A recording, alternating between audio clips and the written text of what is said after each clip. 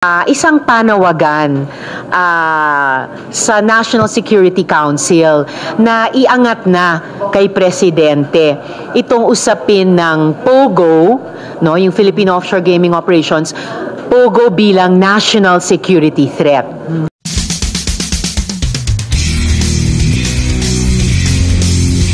Executive session.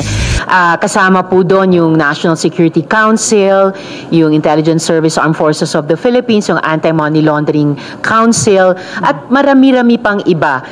Pati po yung Interagency Council Against Trafficking na matagal nang kasama ng Senate Committee on Women sa aming investigasyon laban sa POGO, sa mga issue niya ng prostitution, illegal recruitment and detention, yung matagal na pastilla scam at ngayon yung tumatagal at lumalawak na usapin ng human trafficking, cyber scamming, money laundering at mga aspeto din ng national security. So, mailalarawan ko lang kung ano yung mga paksa na talakay.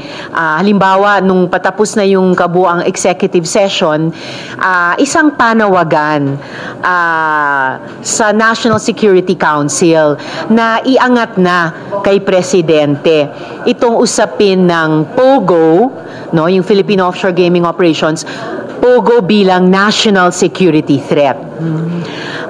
Yung isang naging paksa din sa isang exclusive na unang bahagi ng executive session ay yung isinasagawang link analysis ng ISAF tungkol sa POGO at iba't ibang mga sentro ng kapangyarihan o yaman dito sa ating bayan.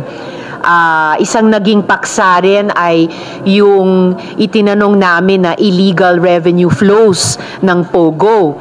So ito, paksa na pinaka-relevant sa AMLAC, lalo na patungkol sa meron bang at anong klaseng ganitong mga illegal revenue flows sa pagitan ni na Mayor Alice Guo, yung POGO hub niya sa Bamban at iba pang aktor. So, sumaklaw yung buong umagang, tumawid pa nga sa hapong ito na executive session sa ganito at iba pang mga paksa. So, ma'am, dun sa sabi, akyat na sa Office of the President yung parang issue ng national security threat, yun po yung napagkasunduan, ma'am? Yun yung isang ipinanawagan, suggestion siya nung executive session.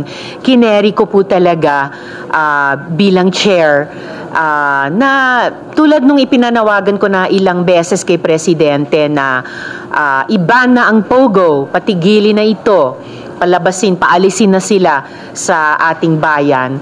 Na-raise din yung ganyang panawagan sa executive session at nasabi po namin directly sa NSC bilang sila yung council o body sa loob ng gobyerno natin na pinaka-concerned sa usaping national security. Ma'am, the mere fact na hindi nyo nga pwedeng ibulgar dahil executive session, pero masasabi ba natin na mabibigat yung mga informations na na-share sa inyo ng ilang mga government agencies? Mabibigat ang concern ng ating mga government agencies dahil pati sila sinusubaybayan nila syempre bukod sa sila'y resource persons dun sa investigasyon ng Senate Committee on Women tungkol sa kabuang madilim na kwento ng POGO sa ating bansa. Lalo na sa puntong ito na particular iniimbestiga namin yung POGO hub sa Bamban at yung kinalaman at personahe ni Mayor Alice Guo dyan sa hub na iyan. At ma'am, dun sa na-share nila ng mga informations, na-establish ba yung nationality ni Mayor Guo at gayon din na-establish ba yung connection niya sa POGO at sa ilang mga criminal activities? Walang nakabawas o nakabura dun sa namumuo talagang opinyon ng komite na siguradong may kinalaman siya sa POGO hub dyan sa Bamban.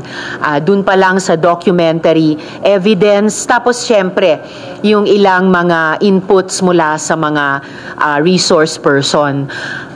persons, wala ring mas matibay na ebidensya na siya nga ay Filipino citizen. So nananatili talaga at lalo lamang naging solido yung mga tanong kung siya ba ay citizen o national ng ibang bansa at hindi ng atin. So what will happen next, ma'am, after nitong executive session? Ano yung susunod na magiging hakbang ng Committee on Women? Kailangan pa namin magkaroon ng at least isa or ilan pang briefing, particular halimbawa mula sa AMLAC, tungkol nga dyan sa issue ng illegal revenue streams. At pagkatapos nun, ay pwede kaming magtakda ulit ng pagdinig na even sharper, even more focused than we have been so far tungkol sa mga isyung lumabas, tungkol sa POGO in general, at in particular tungkol sa POGO Hub sa Bamban, in particular kay Mayor Alice Go, at lalong-lalo na dun sa lumilitaw na aspeto ng money laundering dito at sa ibang bansa, sa rehiyon, at pati yung mga concerns tungkol nga sa national security. Ma'am, may na-report po ba sa inyo na merong panibagong POGO Hub dyan sa Pampanga ba na ni-raid ng mga authorities ng PAO? Yes, balita nga po namin sa pamamagitan din ninyo sa media, ni-raid po sa Porac. May naging concerns pa nga kung ito ba ay na-leak, ito ba ay nasunog, pero kung ano pa man, nairaos po iyan at malamang makakarinig na tayo sa kanila soon kung ilan ang kanilang na-rescue na human trafficking victims doon at ano pang ibang mga aspeto ng o anggulo ng POGO doon ang kanilang iimbestigahan na. Okay. Ang panawagan sa executive session na sinusuportahan ko ay in effect nasabi ko na rin dati kay Presidente ng ilang ulit na siya na habang nakapagsalita ng at least minsan ng Senado dun sa committee report ng Senate Committee on Economic Affairs sa ilalim ng kanyang dating chair na si Sen. Sherwin na paalisin na ang mga POGO sa loob ng 3 buwan, habang hindi pa yan na-actionan, ang executive naman ay pwede ding umaksyon. Kung si Presidente mismo ay magsabi na paalisin na natin ang POGO sa Pilipinas sa loob ng kung ilang buwan, pwede nang magsimulang mangyari yun eh. So ngayon, ang inaasahan ko ay mismong ang National Security Council bilang body sa gobyerno na may pinaka-shop, kumbaga mandato tungkol sa national security, ay sana i-bring up na rin nila ito kay Presidente para makapagsalita na sila tungkol sa usapin ng POGO bilang national security threat. Ma'am, si retired Brigadier General Jerry Zamudio, may pinadala po siyang mga information na parang sa tingin niya warrant sa Senate inquiry. Galing daw ho ito sa isang dating Deputy Director General ng National Security Council. Ito ho yung mga details.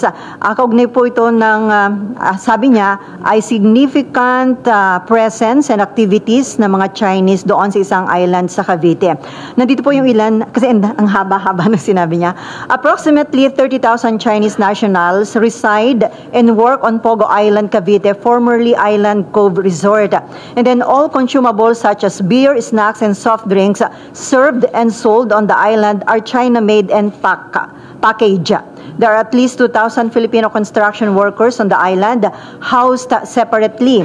The island employs an airport-style entry system with computerized, colored, and numbered passes. A restricted VIP housing block which no Filipinos can access overlooks the Philippine Navy's Sangley Point Naval Base. At marami pa ho siyang ibinigay na mga informations na galing nga daw ho sa dating Deputy Director General ng National Security Council. So ang tanong ho niya, given itong mga alarming details, can the Senate initiate a Senate inquiry to investigate the truth of these matters kung ito daw ho ay totoo? Kung matuloy yung pag-aksyon sa rekomendasyon ng Senate Committee on Economic Affairs na pinirmahan kong committee report na i-ban ang POGO sa loob ng 3 buwan, kung pagkatapos ma-finalize itong committee report ng Senate Committee on Women at siguradong irerekomenda naming paalisin na ang POGO sa Pilipinas, then kahit aling POGO hub kahit saang bahagi pa ng bansa ay kakailanganing paalisin din. Pero ba may initial info na kayo tungkol nga dito sa Island Cove? Yung ganitong mga inputs mula sa social media sa iba't ibang netizens natin at iba't ibang mga manunulat. And then may mensahe siya sa inyo, ma'am, na sabi niya, an inquiry is crucial for ensuring the sovereignty, security, and well-being of our nation. I trust in your commitment to safeguarding our country and hope that through your efforts, the government can take immediate steps to address these concerns. Yun po yung message. Maraming salamat kay General Zamudio. And i-follow po talaga namin yung panawagan sa NSC at sa pamamagitan ng NSC, panawagan kay Presidente. Okay, Marlon.